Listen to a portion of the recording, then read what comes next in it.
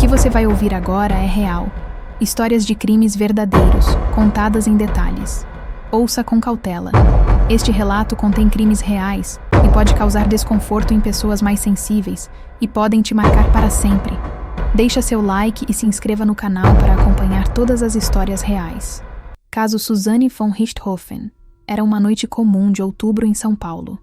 O ano era 2002, e na tranquila Rua Zembla, no bairro do Brooklyn, zona sul da capital paulista, as casas de classe média alta dormiam em paz. Ruas arborizadas, muros altos, portões eletrônicos. Ali viviam famílias prósperas, pessoas que haviam conquistado seu lugar ao sol através de muito trabalho. Mas naquela madrugada específica, algo sinistro estava prestes a acontecer. Algo que chocaria não apenas aquela vizinhança pacata, mas o Brasil inteiro. Na casa número 801, uma residência de 2 andares com fachada discreta, mas elegante, vivia a família von Richthofen. O sobrenome alemão carregava consigo toda uma herança de tradição e respeito. Manfred Albert von Richthofen, engenheiro de 52 anos, era um homem trabalhador, que havia construído sua vida tijolo por tijolo. Ao seu lado, Marisia von Richthofen, 50 anos, era a esposa dedicada, mãe presente. E completando o núcleo familiar, 2 filhas, Susanne Louise von Richthofen, de 19 anos, e sua irmã mais nova, Andreas, de apenas 15. Por fora, tudo parecia perfeito. Uma família harmoniosa, estruturada, sem problemas aparentes. Mas como dizem, as aparências enganam. E naquele final de outubro de 2002, o véu da normalidade estava prestes a ser rasgado de forma brutal e definitiva. Era por volta das 7 horas da manhã de 31 de outubro de 2002. Sim, Halloween, o dia das bruxas, quando os primeiros raios de sol começaram a iluminar aquela rua ainda adormecida. Andreas von Richthofen, a filha mais nova, acordou como em qualquer outro dia. Levantou-se, preparou-se para ir ao colégio. Mas algo estava diferente. A casa estava silenciosa demais. Silenciosa de uma forma perturbadora. Andreas desceu as escadas. Chamou pelos pais. Nada. Silêncio absoluto. Aquele tipo de silêncio que pesa no ar, que faz a pele arrepiar sem que se saiba exatamente por quê. Ela caminhou até o quarto dos pais, no térreo da residência. A porta estava entreaberta. E então, ela viu. O que Andreas von Richthofen viu naquela manhã de quinta-feira seria suficiente para traumatizar qualquer pessoa pelo resto da vida. Mas para uma adolescente de apenas 15 anos, descobrir seus pais daquela forma era simplesmente inimaginável. Manfred e Marisia estavam na cama, mas não estavam dormindo. Jamais acordariam novamente. Seus corpos jaziam inertes, cobertos de sangue. Muito sangue. As paredes do quarto ostentavam manchas carmesim. O lençol, antes branco, agora estava completamente encharcado daquele líquido viscoso e escuro. Andrea soltou um grito de puro horror que ecoou pela casa vazia. Ela correu, tropeçou, levantou-se, saiu cambaleando pela porta da frente, gritando por socorro. Os vizinhos começaram a aparecer nas janelas, nas varandas. Algo terrível havia acontecido na casa dos von Richthofen. Quando a polícia chegou, por volta das 7h30 daquela manhã, o que encontraram foi uma das cenas mais brutais que São Paulo já havia testemunhado. Os peritos do Instituto de Criminalística entraram na residência com suas câmeras, seus kits de coleta, suas luvas de látex. Mas mesmo profissionais acostumados com a violência urbana ficaram chocados com o que viram. O quarto do casal era um verdadeiro açougue. Manfred Albert von Richthofen havia sido atingido por não menos que 5 golpes na cabeça. 5 golpes violentos, desferidos com força descomunal, com um objeto pesado e contundente. Os ferimentos eram tão graves que parte de seu crânio havia sido literalmente esmagada. Fragmentos ósseos misturavam-se com massa encefálica. Seu rosto estava desfigurado, irreconhecível. Marisia von Richthofen teve destino igualmente horrível. Ela recebeu 3 golpes na cabeça, todos fatais. A violência dos golpes havia sido tanta que seus olhos saltaram parcialmente das órbitas devido à pressão intracraniana. Seu cabelo, antes loiro e bem cuidado, estava grudado no travesseiro por sangue coagulado. Os legistas que realizaram a necropsia posteriormente determinariam que ambos morreram entre as 23h30 e a meia-noite do dia 30 de outubro. A causa da morte: traumatismo crânioencefálico severo. Em outras palavras, suas cabeças haviam sido literalmente destruídas a pauladas. Mas havia mais. Os peritos encontraram algo peculiar na cena do crime. A casa não apresentava sinais de arrombamento. Nenhuma porta forçada, nenhuma janela quebrada. Quem quer que tenha cometido aquela atrocidade havia entrado pela porta da frente. E mais, havia sido deixado entrar por alguém da família. Na sala de estar, os investigadores encontraram uma barra de ferro. Estava limpa, mas testes preliminares de luminol, um reagente químico que detecta sangue mesmo após limpeza, mostraram que aquela barra havia sido usada no crime e posteriormente lavada. Era a arma do crime. Um pedaço de ferro frio, pesado, indiferente. Um instrumento de morte que havia ceifado 2 vidas de forma brutal. Enquanto os peritos vasculhavam a casa, colhendo evidências, fotografando cada centímetro da cena do crime, outra questão começou a intrigar os investigadores. Onde estava Suzane? A filha mais velha não estava em casa quando Andreas fez a macabra descoberta. Segundo as primeiras informações, Suzane havia passado a noite na casa do namorado, Daniel Cravinhos de Paula e Silva, como fazia frequentemente. Ela foi localizada e chamada para prestar depoimento ainda na manhã daquele dia 31 de outubro. Suzane Louise von Richthofen chegou à delegacia por volta das 10 horas. Aos 19 anos, era uma jovem bonita, de cabelos castanhos lisos, olhos claros, aparência delicada. Estudante de Direito na prestigiosa Pontifícia Universidade Católica de São Paulo, a PUC-SP, Suzane era o que se poderia chamar de filha modelo. Boa aluna, educada, de família estruturada. Mas quando ela foi informada sobre a morte dos pais, sua reação foi estranha. Não houve lágrimas. Não houve desespero. Não houve aquele choro convulsivo, aquele colapso emocional que seria esperado de alguém que acabara de perder os pais de forma tão violenta. Suzane simplesmente sentou-se, olhou para o delegado e disse com voz monocórdica: "Quem faria uma coisa dessas?" Os investigadores trocaram olhares. Havia algo errado ali. Muito errado. Enquanto Suzane era ouvida pelos investigadores, a polícia começou a investigar seu namorado, Daniel Cravinhos de Paula e Silva. E o que descobriram foi preocupante. Daniel tinha 21 anos e vinha de uma realidade completamente diferente da de Suzane. Enquanto ela havia crescido em berço de ouro, frequentando boas escolas particulares, Daniel vinha de uma família humilde da zona leste de São Paulo. Ele havia conhecido Suzane em 2000, quando ambos faziam cursinho preparatório para o vestibular. Foi paixão à primeira vista, ou pelo menos era o que parecia. Suzane, a menina rica do Brooklyn, e Daniel, o rapaz da periferia. Uma história que poderia ser romântica, se não fosse o que estava por vir. Daniel morava com a mãe, Ana Carolina Escobar de Godoy, uma mulher de personalidade forte, quase dominadora, e havia também seu irmão mais novo, Christian Cravinhos de Paula e Silva, então com 26 anos. Os 3 viviam em uma casa simples no Jardim Patriarca, bairro da zona leste paulistana. Os pais de Suzane nunca aprovaram o relacionamento. Manfred e Marísia viam em Daniel uma má influência, alguém que poderia atrapalhar os estudos e o futuro brilhante que projetavam para a filha. Houve discussões, muitas discussões. A família von Richthofen era conservadora, e viam com maus olhos o namoro da filha com um rapaz de classe social inferior. Mas Suzane era teimosa. Quanto mais os pais proibiam, mais ela se aproximava de Daniel. E Daniel, por sua vez, parecia exercer um controle quase hipnótico sobre a jovem. Amigos de Suzane relatariam posteriormente que ela havia mudado desde que começou a namorar. Ficou mais distante, mais reservada, como se estivesse sob algum tipo de influência. Nas primeiras 48 horas após o crime, a polícia trabalhou incansavelmente. A Delegacia de Homicídios da capital paulista, sob comando do delegado Antônio Carlos Barbosa, concentrou todos os esforços em desvendar o mistério. E quanto mais investigavam, mais as evidências apontavam para uma direção específica. Os vizinhos foram ouvidos. Dona Nair, uma senhora que morava 3 casas adiante, declarou ter visto um carro estacionado em frente à residência dos von Richthofen por volta das 23 horas daquela fatídica noite. Um Fiat Tempra branco. Curiosamente, era um carro idêntico ao que pertencia à mãe de Daniel Cravinhos.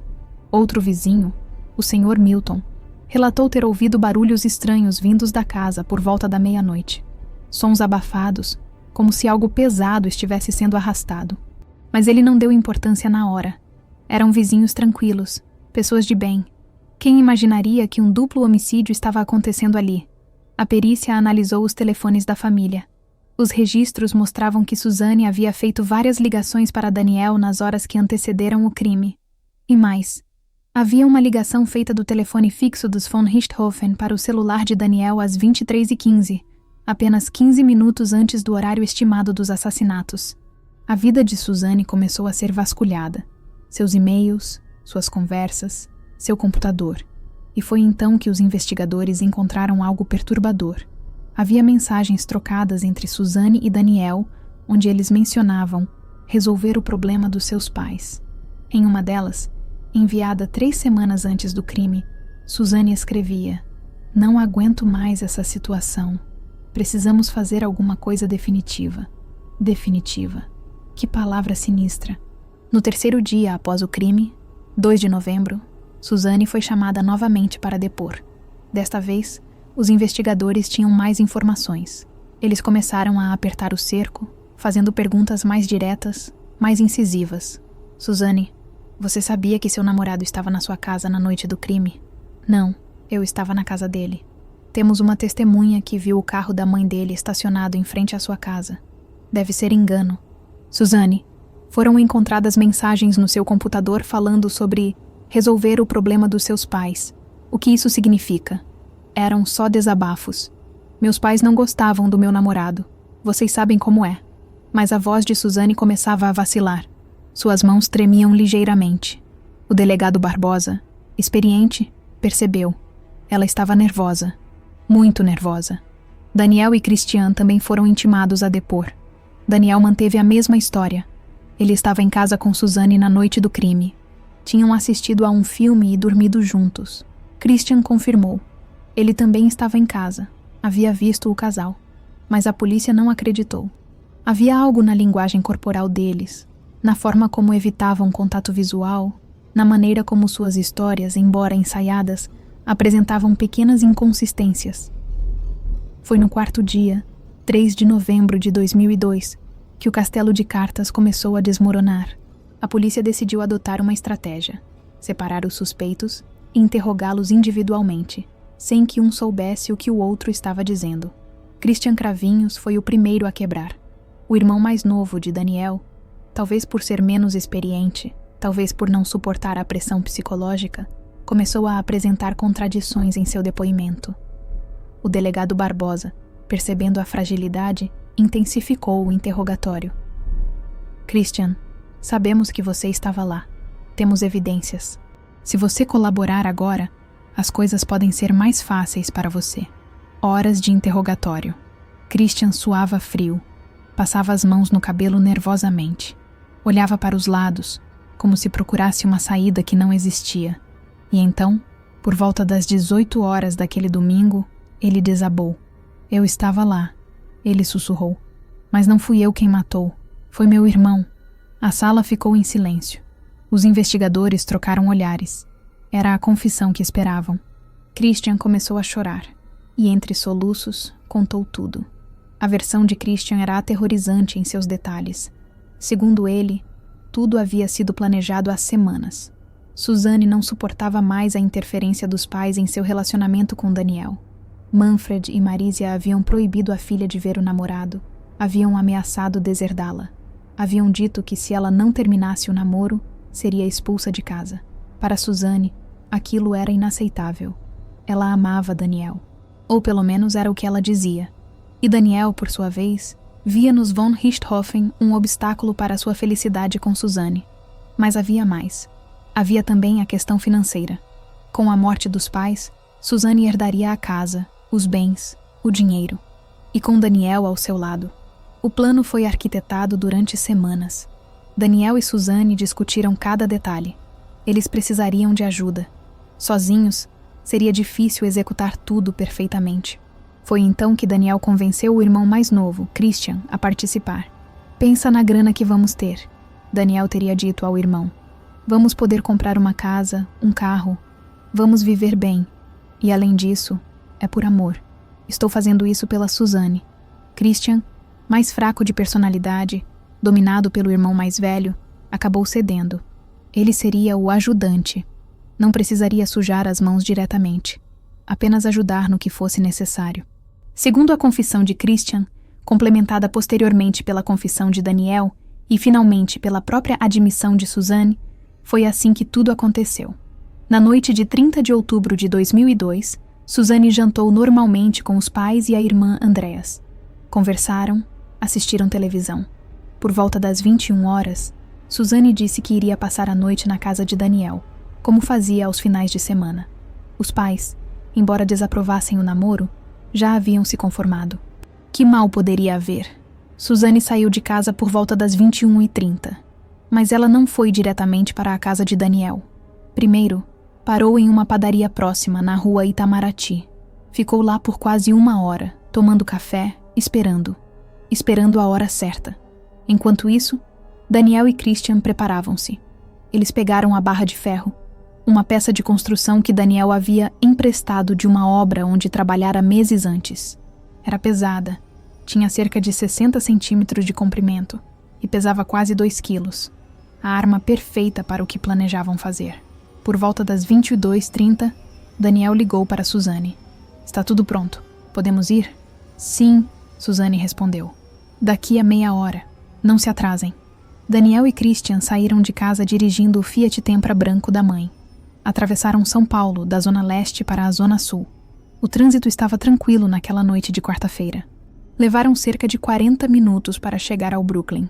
Eram aproximadamente 23h20, quando estacionaram a 3 quadras da casa dos von Richthofen. Não queriam que ninguém visse o carro em frente à residência. Daniel pegou a barra de ferro, escondeu-a sob a jaqueta. Christian tremia. Eu não sei se consigo fazer isso, ele teria dito. Você não vai fazer nada, Daniel respondeu. Só preciso que fique lá embaixo, de guarda. Se alguém aparecer, você avisa. Só isso. Eles caminharam pelas ruas escuras do bairro.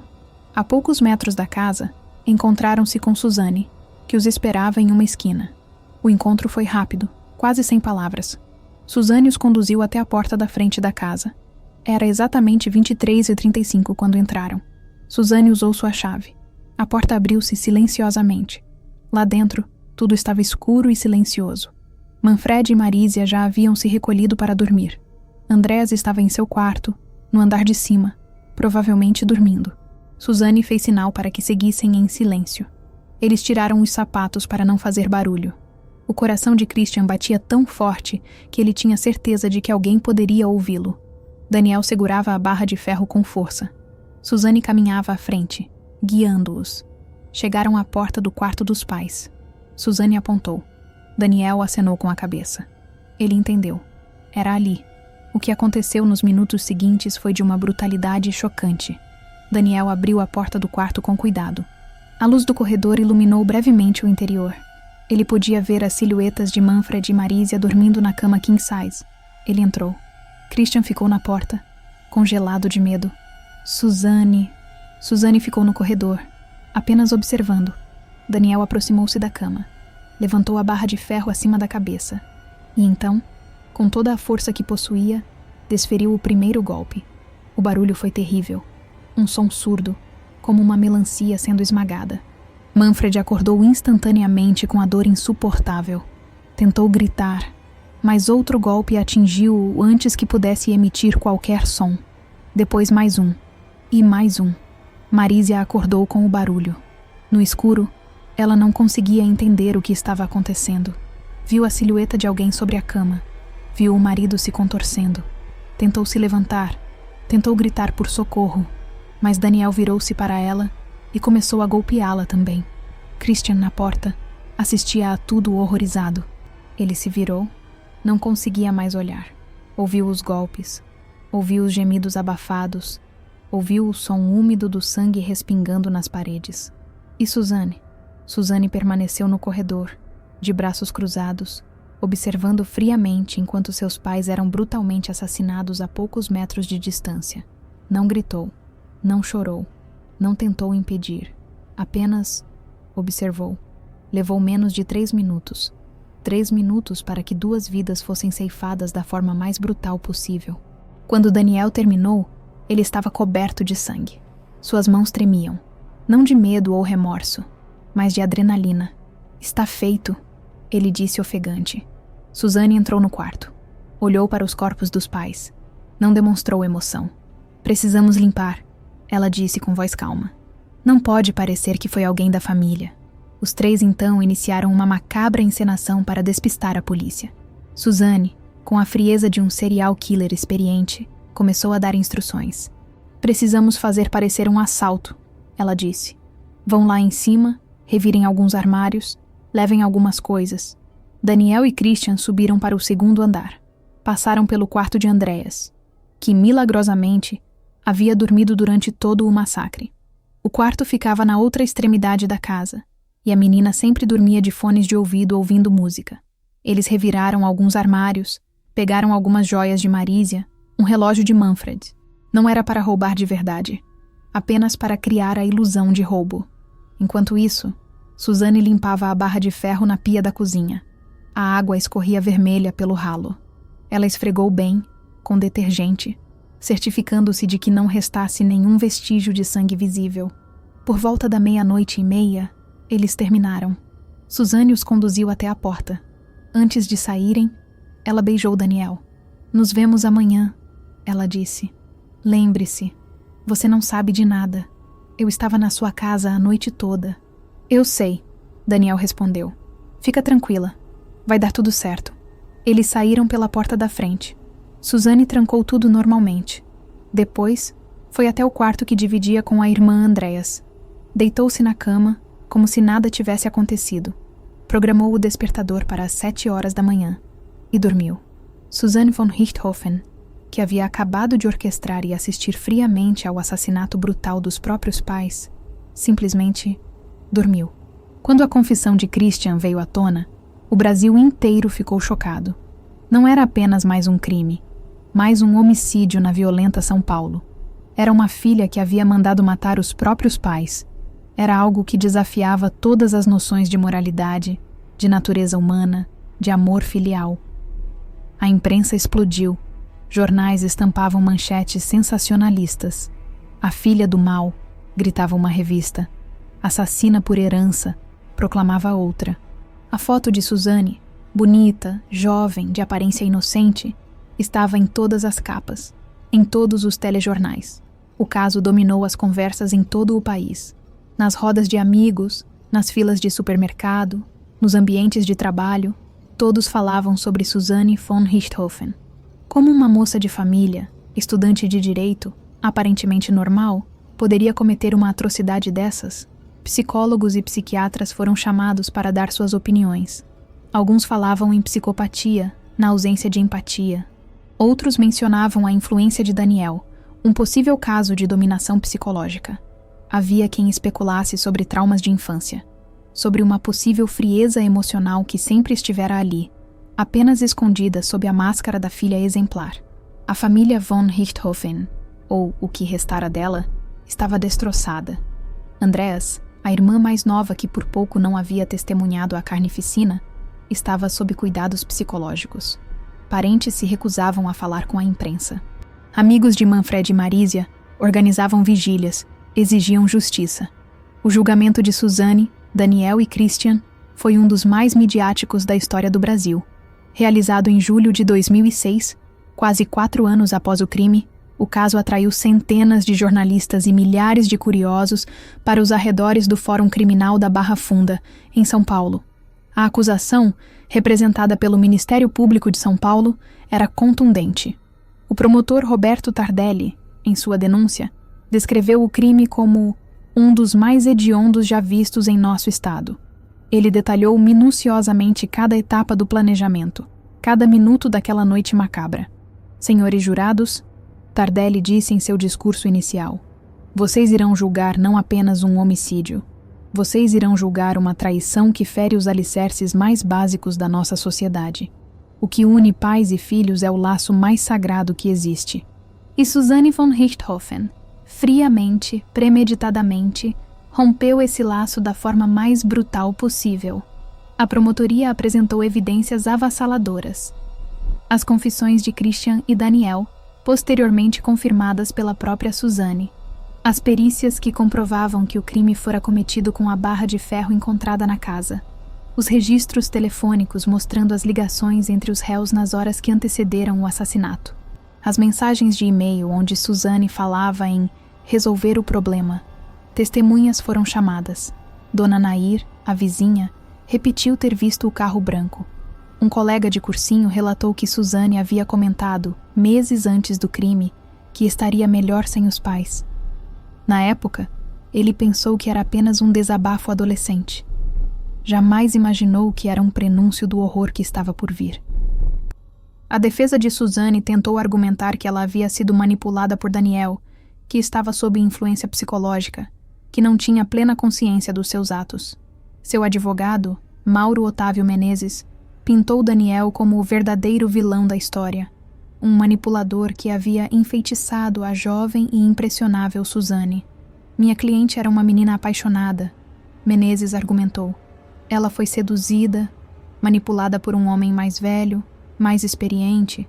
Sim, ela cometeu um erro terrível, mas ela foi vítima tanto quanto os pais. A estratégia não convenceu. Durante o julgamento, alguns depoimentos foram particularmente impactantes. Andreas von Richthofen, a irmã que havia descoberto os corpos, foi chamada como testemunha. Ela subiu ao estrado com dificuldade, claramente traumatizada. Mal conseguia olhar para Susanne. Você sabia que sua irmã estava planejando isso? O promotor perguntou. Não, Andreas respondeu com voz embargada. Eu não fazia ideia. Eu achava que éramos uma família normal. Nunca imaginei que ela pudesse... Andreas não conseguiu terminar a frase. Começou a chorar convulsivamente e teve que ser retirada do tribunal. O laudo psiquiátrico de Susanne foi lido em voz alta. A psiquiatra responsável, doutora Guiomar Ferreira, havia entrevistado Susanne por várias sessões durante o período em que aguardava julgamento. Suas conclusões eram perturbadoras. A ré apresenta traços de personalidade antissocial, o laudo dizia. Demonstra ausência de remorso genuíno pelos atos cometidos. Em várias sessões, quando questionada sobre os pais, referiu-se a eles de forma distante, quase como se fossem estranhos. Não foram observados sinais de luto ou tristeza pela perda. Há forte indicação de que a ré possui sérias dificuldades em estabelecer vínculos emocionais profundos e em experimentar empatia. Em outras palavras, Susanne era, clinicamente, uma psicopata. Daniel, por sua vez, manteve durante todo o julgamento uma postura de arrogância. Segundo relatos de quem esteve presente, ele parecia orgulhoso do que havia feito, como se fosse algum tipo de façanha. Em seu depoimento mostrou-se frio, calculista. Eu amo a Susanne, ele disse. Fiz o que fiz por amor. Os pais dela não nos deixavam em paz. Era eles ou nós. A declaração causou comoção no tribunal. Familiares de Manfred e Marisia tiveram que ser contidos por seguranças. Gritos de assassino e monstro ecoaram pela sala. Christian, o irmão mais novo, apresentou uma postura diferente. Ele parecia genuinamente arrependido.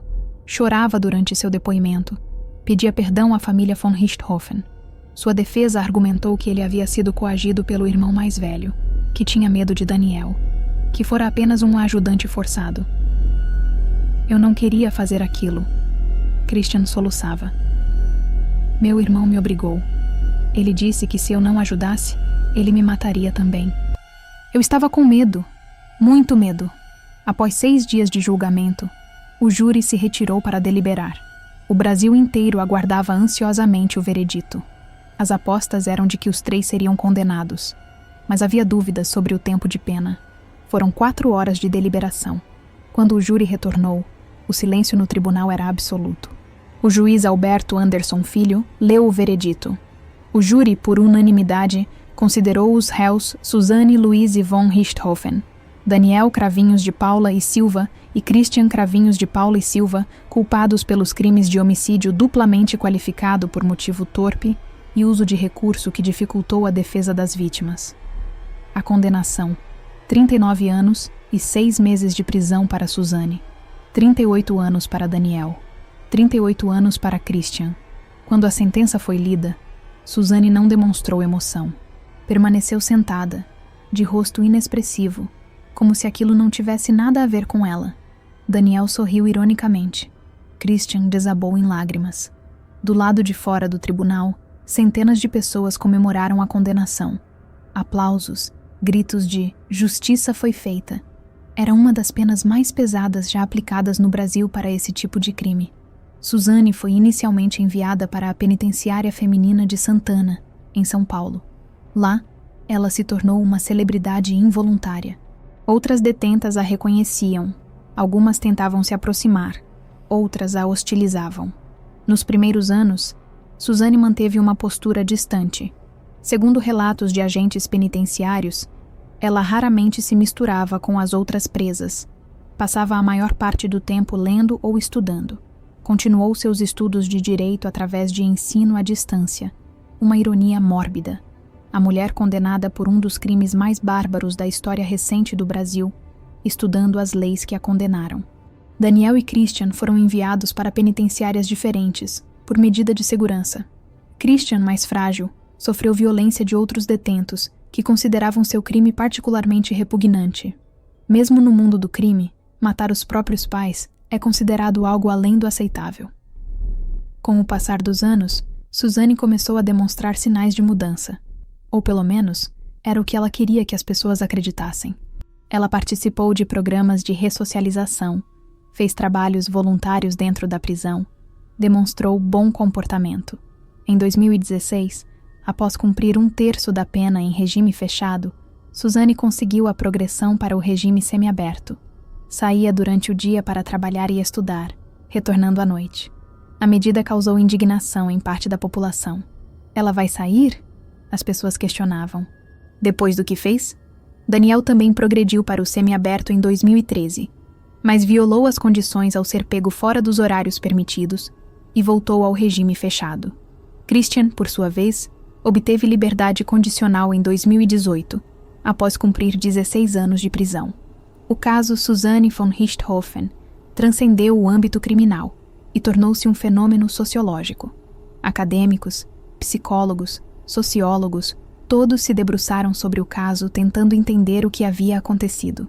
Como uma jovem de família estruturada, sem histórico de violência, sem sinais aparentes de psicopatia na infância, poderia cometer um crime tão horrendo? Era a influência do namorado? Era uma psicopatia que sempre estivera lá, apenas latente? Era o resultado de uma educação rígida demais, de uma pressão familiar excessiva? O caso levantou discussões sobre a natureza versus criação. Criminosos nascem ou são criados? Suzane era inerentemente má, ou as circunstâncias a transformaram em uma assassina? Houve também debates sobre o sistema prisional brasileiro. Suzane, progredindo para o semiaberto, após apenas 14 anos de um crime tão brutal, levantou questões sobre se as leis brasileiras eram adequadas para lidar com crimes dessa magnitude. E havia, claro, a questão do perdão. Andreas von Richthofen, em raras entrevistas que deu ao longo dos anos, disse que nunca poderia perdoar a irmã. Ela me tirou meus pais. Andreas declarou em uma entrevista de 2015. Ela destruiu minha família. Como eu poderia perdoar isso? Em 2023, Suzane von Richthofen obteve a progressão para o regime aberto. Ela não precisava mais dormir na prisão, apenas fazer check-ins regulares. Ela trabalha, estuda, vive uma vida relativamente normal, algo que seus pais jamais terão a chance de fazer. Ela concluiu o curso de direito. Sim, ela se formou advogada, embora não possa exercer a profissão devido à condenação criminal. Segundo pessoas próximas, ela vive de forma discreta, evita a exposição, tenta reconstruir sua vida. Há quem diga que ela se arrepende genuinamente. Há quem diga que é apenas uma performance, a mesma frieza calculista que permitiu que ela orquestrasse o assassinato dos pais, agora sendo usada para convencer todos de sua ressocialização. Daniel Cravinhos também está em regime aberto. Ele e Suzane não mantêm contato. Foi uma das condições impostas pela justiça. Ironicamente, o amor que, segundo eles, justificou um duplo homicídio não sobreviveu aos anos de prisão. Eles se separaram ainda dentro do sistema penitenciário. Christian vive no interior de São Paulo, trabalha em uma fábrica, mantém perfil baixíssimo. Ele mudou de nome, tentou apagar qualquer conexão com o crime. Ainda carrega a culpa, o trauma de ter participado, mesmo que perifericamente, daquela noite de horror. Andreas von Richthofen também mudou de nome e vive em outra cidade. Ela nunca mais falou com Suzane. Em 2019, quando soube que a irmã havia conseguido a progressão para o semiaberto, Andreas deu uma breve entrevista dizendo: "Para mim, não tenho mais irmã. Aquela pessoa morreu na mesma noite que meus pais morreram." Mais de 2 décadas após o crime, algumas perguntas ainda permanecem sem resposta definitiva. Por que Suzane fez o que fez? Foi realmente apenas pelo dinheiro da herança? Foi por amor a Daniel? Foi simplesmente porque ela era incapaz de sentir empatia e viu uma oportunidade? A herança dos von Richthofen, que teoricamente motivou o crime, acabou ficando com Andreas. Suzane, como condenada pelo assassinato dos pais, foi legalmente impedida de herdar qualquer coisa. A casa foi vendida, o dinheiro usado para garantir o futuro de Andreas, que era menor de idade na época. Ironicamente, Suzane acabou com nada, além de um nome manchado para sempre, décadas de prisão e a certeza de que será lembrada pela eternidade como a garota que mandou matar os próprios pais. Havia sinais que poderiam ter alertado a família? Amigos relataram depois pequenos comportamentos estranhos. Suzane às vezes fazia comentários frios sobre os pais. Uma vez disse que seria mais fácil se eles simplesmente não existissem. Mas eram comentários que, na época, pareciam apenas desabafos adolescentes, nada que indicasse a capacidade de planejamento frio de um duplo homicídio. A mãe de Daniel, Ana Carolina, também foi investigada. Houve suspeitas de que ela poderia saber do plano, ou até mesmo ter participado de alguma forma, mas nunca foram encontradas provas suficientes para incriminá-la. Ela sempre manteve que não sabia de nada, que ficou chocada quando descobriu o que os filhos haviam feito. O caso Suzane von Richthofen mudou, de certa forma, a sociedade brasileira. Ele serviu de alerta para o fato de que a violência pode vir de qualquer lugar, até mesmo de dentro das famílias aparentemente mais estruturadas. Inspirou livros, documentários, até mesmo minisséries de TV. A história de Suzane foi dissecada, analisada, recontada inúmeras vezes. Ela se tornou, para o bem ou para o mal, um dos criminosos mais famosos do Brasil. O caso também levantou discussões importantes sobre saúde mental, sobre os sinais de psicopatia, sobre como identificar pessoas potencialmente perigosas antes que cometam atos violentos. Escolas começaram a dar mais atenção ao comportamento dos alunos.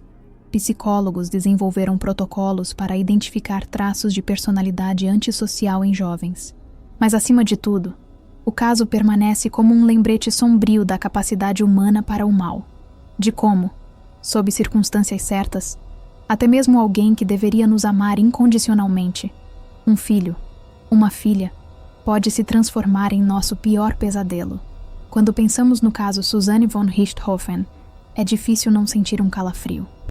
É difícil não imaginar os últimos momentos de Manfred e Marisia, acordando na escuridão, sentindo a dor dos golpes, sem entender o que estava acontecendo, sem saber que quem havia orquestrado tudo era a própria filha que eles haviam criado, amado, cuidado.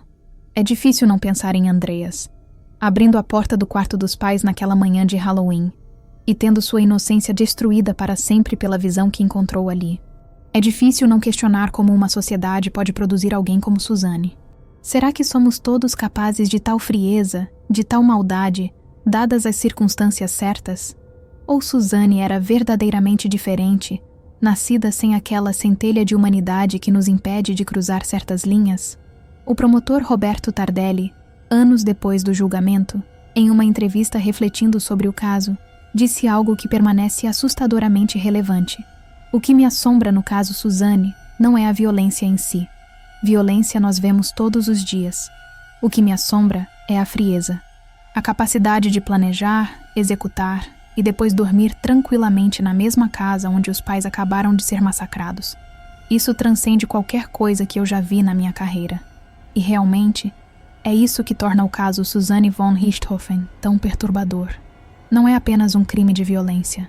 É um crime que revela uma profundidade de frieza, de ausência de empatia, de capacidade de dissimulação que desafia nossa compreensão do que significa ser humano. Manfred e Marisia von Richthofen merecem ser lembrados não apenas como vítimas de um crime brutal, mas como pessoas que viveram, trabalharam, amaram. Eles construíram uma vida, criaram 2 filhas, tinham sonhos e esperanças. Tudo isso foi brutalmente roubado deles naquela noite de outubro de 2002. Andreas von Richthofen merece ser lembrada como uma sobrevivente, alguém que teve que reconstruir sua vida após ter tudo destruído da forma mais traumática possível. E Suzanne von Richthofen permanecerá para sempre como um nome sinônimo de traição familiar, de frieza psicopática, de maldade calculada. Sua história serve como um lembrete sombrio de que, às vezes, o perigo não vem de estranhos na noite. Às vezes, ele dorme no quarto ao lado. A casa da Rua Zembla, número 801, onde o horror aconteceu, foi vendida anos após o crime. A família que a comprou não sabia de seu macabro histórico. Quando descobriram, ficaram perturbadas, mas decidiram permanecer. Eles renovaram tudo. Pintaram as paredes, trocaram os pisos, mudaram completamente a decoração. Mas havia algo na casa. Os vizinhos diziam. Algo que não podia ser mudado com tinta ou reforma. Uma energia pesada, uma sensação de desconforto. A família acabou vendendo a casa alguns anos depois. O novo proprietário também não ficou muito tempo. E assim, a casa da Rua Zembla passou por vários donos, cada um ficando pouco tempo, cada um sentindo que havia algo errado ali. Hoje, a casa permanece habitada, mas o endereço tornou-se famoso no bairro como a Casa do Crime Richthofen. Turistas mórbidos ocasionalmente aparecem para tirar fotos. A vizinhança desaprova, mas não consegue impedir. O sangue pode ser lavado, as paredes podem ser pintadas, mas a memória do que aconteceu ali naquela noite de outubro de 2002 permanece. É uma mancha que não pode ser apagada. E assim termina a história do caso Suzanne von Richthofen. Uma história de amor obsessivo, de ganância, de traição familiar, de violência brutal. Uma história que permanecerá para sempre gravada na memória coletiva do Brasil como um dos crimes mais chocantes e perturbadores de todos os tempos. Uma história que nos lembra que, às vezes, a verdadeira monstruosidade não tem garras ou presas. Às vezes, ela tem rosto de menina, olhos claros e um sorriso inocente.